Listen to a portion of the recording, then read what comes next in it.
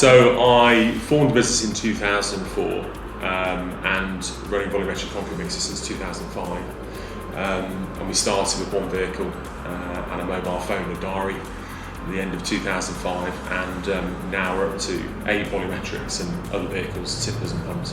So 14 vehicles in total with a staff level of 20. In 2018, it was pretty much known that the legislation was going to change. I endeavoured, with all the experience we had in the past of operating these vehicles and an engineering background myself, I decided to form another company of which we now manufacture our own volumetric concrete mixers here in the Midlands using huge amounts of local resource.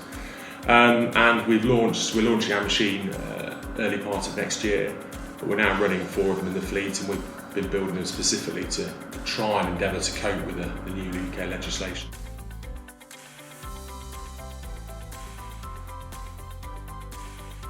By trying to curb the operating, we've gone through various road and discussing with road and bridges and highways, etc., about the impacts of heavier vehicles. And there was no definitive result. There was no evidence that the government really built on to say to bring it down to 32 tonne. They decided to do it, but based on what evidence? And there's never really been an open conversation of the reason why. This is why we feel it's more to do with pressure from the opposing bodies. The ready-mix business is controlled by multinationals. As we all know, multinational companies are run by accountants, and of course all they do is see market share. And the growth of the volumetric machine has been significant in the last 10 years in terms of the amount of concrete that it's supplying. The multinationals have, in previous years, bought volumetric trucks, and our argument has always been that if you're worried about market share, then go and buy your own volumetric trucks and you operate them within your own business, but they found it very difficult. It's a very SME business, a volumetric business, because the nature of how it is and how you ship the vehicles, it's not an easy business to run. So the multinationals found it quite difficult and left the market quite quickly, didn't continue to try and develop their businesses and how we're doing ours. And then it all really then stemmed back from, as the market share grew, the nationals think, well, hang on, we're losing market share to these people.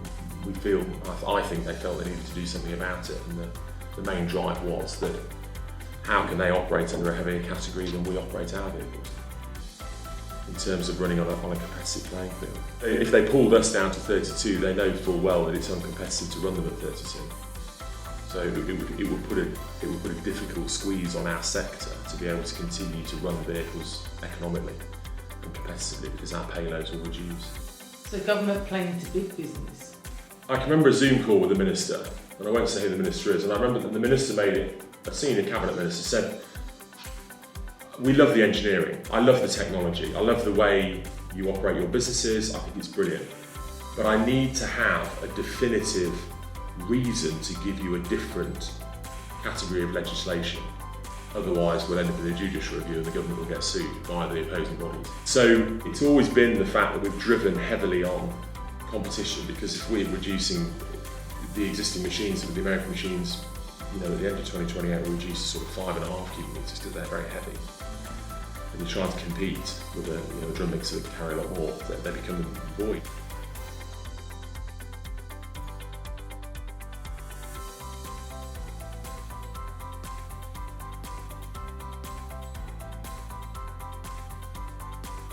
A drum mixer is a mixer that has pre-mixed concrete in it, so it will go to a concrete plant. The concrete plant will mix the concrete in a pan mixer wet, and then it will put it in the drum mixer that spins down the road. Now that's a perishable product now. There's only a couple of hours, 2 or 3 hours of a window of that concrete in that drum. But it is a specific volume. It's the volume that you've ordered. It's exactly what you've asked for. And if you are obliged by the nationals to accept all of that concrete you've ordered, that's a journey out, and then it will be a journey back in then. That's the most inefficient way. Yeah. So for instance, for us, our vehicle will leave here and it'll do one vehicle movement to the first customer, then the second vehicle movement, then the third vehicle movement, and then it'll come back to base.